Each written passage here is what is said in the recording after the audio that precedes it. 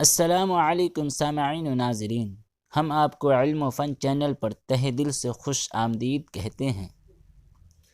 تو چلیے بلا تاخیر اردو کے اس شعر کے ساتھ ہم اپنے سبق کا آغاز کرتے ہیں۔ وہ کرے بات تو ہر لفظ سے خوشبو آئے، وہ کرے بات تو ہر لفظ سے خوشبو آئے، ایسی بولی وہی بولے جسے اردو آئے۔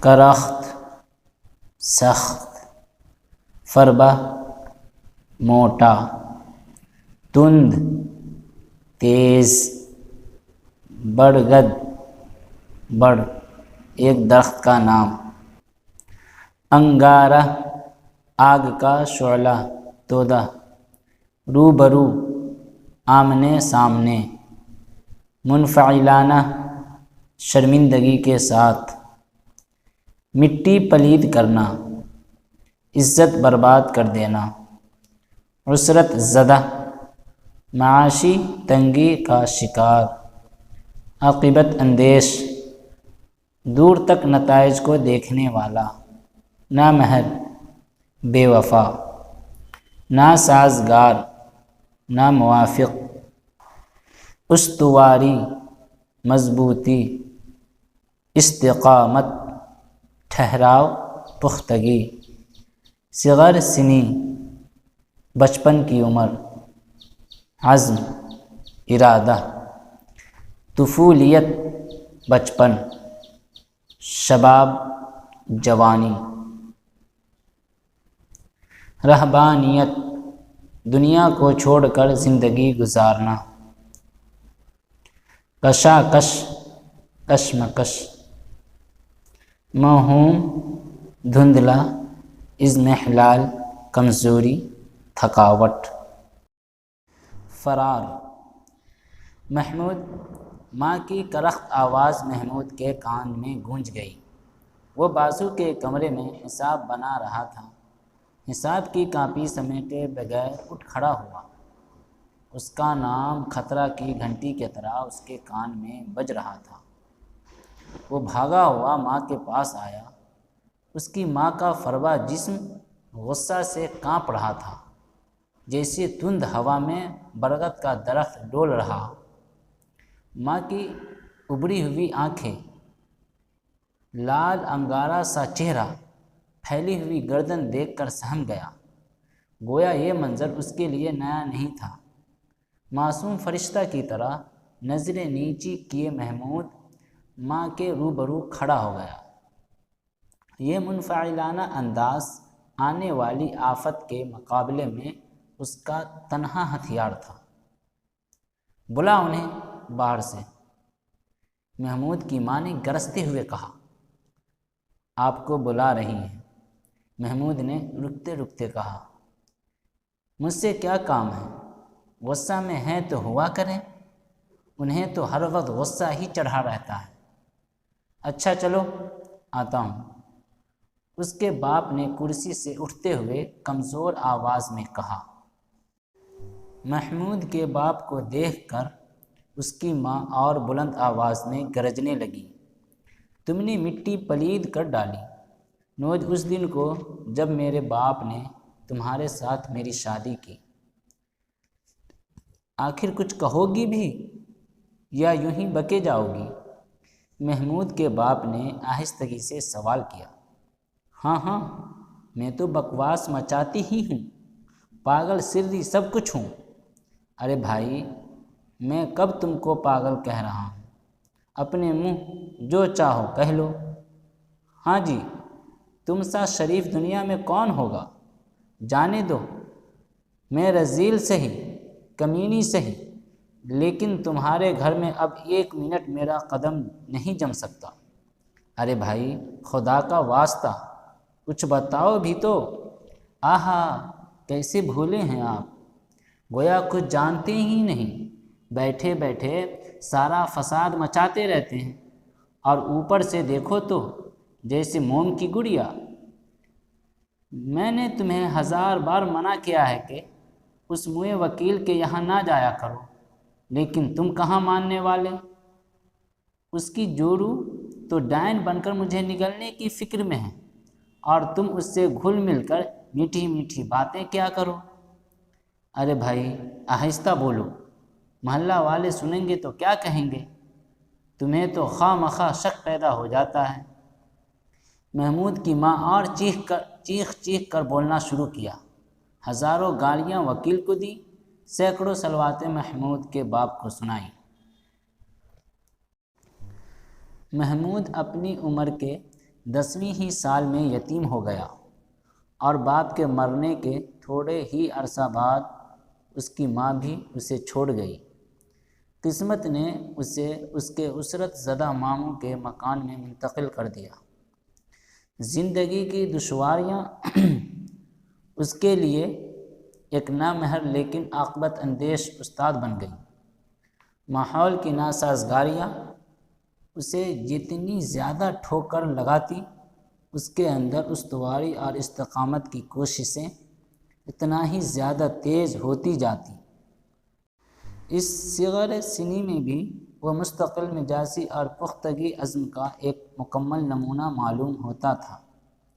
جیسے اس کا بچپن طفولیت اور شباب کے درمیان مراحل پھاند کر انسانی تعمیر کی آخری منزل تک پہنچ گیا ہو۔ محمود یونیورسٹی کے ہاسٹل میں رہتا تھا، جہاں اس کی تنہائی پسندی اور رہبانیت کا اس کے ساتھ برابر مذاق اڑایا کرتے تھے۔ یونیورسٹی کی فضا کو ایجوکیشن، لڑکے اور لڑکیوں کی یکجا تعلیم کی وجہ سے گہری رومانی ہو گئی تھی۔ محمود کے ساتھی کمال جادو بیانی اور گرمجوشی کے ساتھ ان فردوسی مناظر کی تصویریں اس کے آگے کھینچتے۔ محمود کی طبیعت میں بھی گدگدی سی پیدا ہو جاتی۔ یار تمہارے سینہ میں دل نہیں، لکڑی کا ٹکڑا ہے جس پر بجلی تک کا اثر نہیں ہوتا۔ کل کلاس میں خالدہ کس طرح سے نظریں بچا بچا کر تمہیں تک رہی تھی، کاش وہ اس طرح سے مجھے دیکھتی ہوتی، یقین مانو میں اپنا کلیجہ نکال کر رکھ دیا ہوتا۔ عظیم نے اپنے خاص پرجوش انداز میں کہا۔ خیر مذاق وغیرہ ختم کرو، بیچاری معصوم لڑکی پر جو تم اس قسم کی تہمت لگاتے ہو یہ تو بہت نامناسب بات ہے۔ تہمت کیسی؟ ہم انہیں گھورتے رہتے ہیں اور وہ بیچاریاں ہمیں تکنے سے بھی رہی۔ اور بھائی تمہیں تو اپنا مول معلوم نہیں، کاش میرے اندر تمہاری شکل و صورت ہوتی، میری زندگی ایک مستقل رومان ہوتی، رومان۔ عظیم نے سینہ تانتے ہوئے کہا۔ آج شام کو نمائش آؤ تو تمہیں دکھلا دوں کہ یاران نکتہ داں کے لیے کیسی صلاح عام ہے۔ میں تمہارے کہنے پر آج شام کو نمائش جاؤں گا، پھر وہاں سے کسی ریستوراں میں چلنا، لیتے آنا اپنی کسی ماہ پارہ کو، وہ بھی میری استقامت آزما لے گی۔ واقعی چلو گے یا صرف آن میں بول رہے ہو؟ عظیم نے محمود کے چہرہ پر نظریں جماتے ہوئے سوال کیا۔ محمود کسی دعوے کے بعد قدم پیچھے ہٹانا جانتا ہی نہیں۔ محمود نے فاتحانہ انداز میں جواب دیا۔ عظیم تو محمود سے وعدہ لے کر چلا گیا، لیکن محمود ایک عجیب تاثراتی کشاکش میں مبتلا ہو گیا، جیسے کوئی کسی گناہ کے ارتکاب کا ارادہ کر کے پچھتانے لگا ہو اور نتائج کے موہوم لیکن ہوشربا تصورات و کیفیات کے سانچہ میں ڈھل کر اس کی روح میں پیوست ہو رہے ہوں۔ محمود کی انگلیاں غیر اضطراری طور پر رہ کر اس کی نبض ٹٹولنے لگتیں، جیسے اسے بخار کا احساس ہو رہا ہو۔ اس کے دل میں ایک غیر معمولی وحشت ناک دیوانگی کی کیفیت محسوس ہو رہی تھی، جیسے کوئی رات کے سناٹے میں کھلے میدان سے خوف کھانے لگتا ہو۔ اس غیر معمولی اضمحلال اور خستگی کا کوئی سبب محمود کے سمجھ میں نہ آتا تھا۔ وہ ہاسٹل سے باہر نکلا اور قدم تیز کرتا ہوا نمائش کو روانہ ہوا۔ کافی دور پہنچ چکنے کے بعد اسے احساس ہوا کہ وہ غلط راستہ پر لگ گیا ہے۔ اسے اپنی اس بھول پر حیرت سی ہو رہی تھی۔ اس کے پاؤں سرد ہو گئے اور وہ دیر تک اسی جگہ مبہوت کھڑا رہا، جیسے اسے سکتہ سا ہو گیا ہو۔ اب نمائش جانا بالکل بے سود ہے، اس نے کہا۔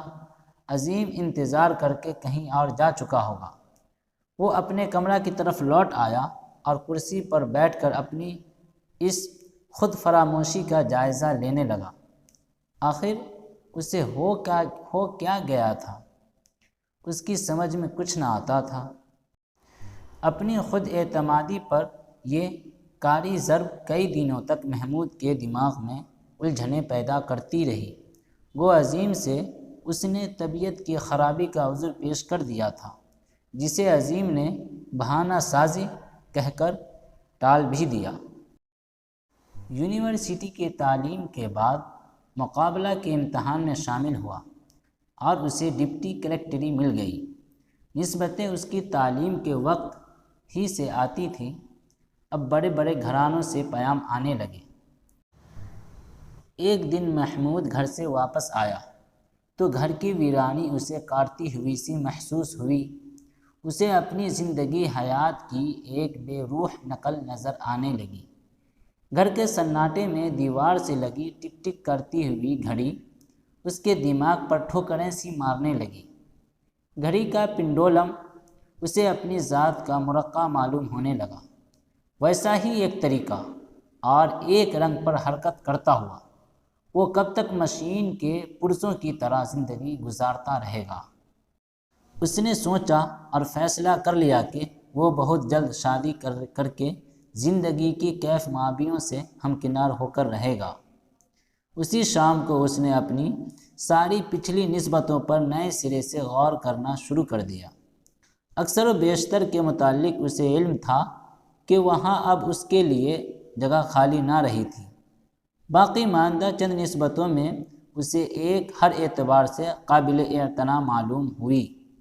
صرف لڑکی کی تعلیم نامکمل تھی، لیکن لڑکی کا سن زیادہ نہ تھا، اس لیے یہ خامی دور کی جا سکتی تھی۔ محمود نے اس نسبت کی از سر نو چھیڑ چھاڑ کرائی۔ بات پختہ ہوئی اور عقد بھی جلد ہو گیا، لیکن رخصتی لڑکی کے میٹریکولیشن پاس کرنے تک ملتوی رکھی گئی۔ امتحان کا نتیجہ زبیدہ کے خاطر خواہ کامیابی کا مژدہ لایا۔ محمود خوشی سے دیوانہ ہو گیا۔ اس کے خواب اب حقیقت بننے والے تھے۔ وہ اس خیال کی لذت سے سرشار ہو رہا تھا۔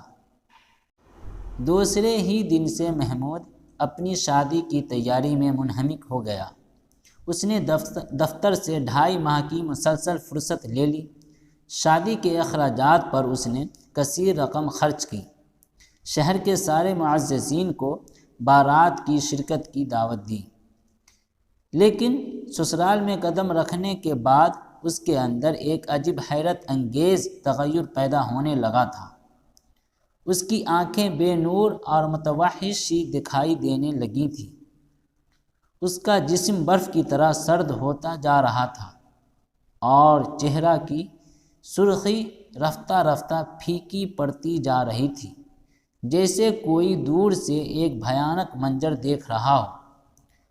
باہر کے لوازمات کے بعد جب محمود کو زنانہ مکان کے اندر لے جایا جانے لگا تو اس کے پاؤں میں لڑکھڑاہٹ پیدا ہو گئی اور اس کے سارے جسم میں ایک ہیبت ناک تھرتھراہٹ، جیسے اسے شدت کا جاڑا لگ رہا ہو۔ آگے قدم بڑھانا اس کے لیے ناممکن ہو گیا۔ عورتوں میں محمود کی اس کیفیت پر ہلچل سی مچ گئی۔ اس کے سسر کو اطلاع دی گئی۔ وہ بھاگا ہوا محمود کے قریب آیا، مزاج پرسی کی، طبیعت کا حال دریافت کیا، لیکن محمود کو جیسے سانپ سونگھ گیا تھا۔ اس کے منہ سے ایک لفظ نہ نکلا، جیسے وہ دفعتاً گنگا ہو گیا یا اس نے ابھی بولنا سیکھا ہی نہ ہو۔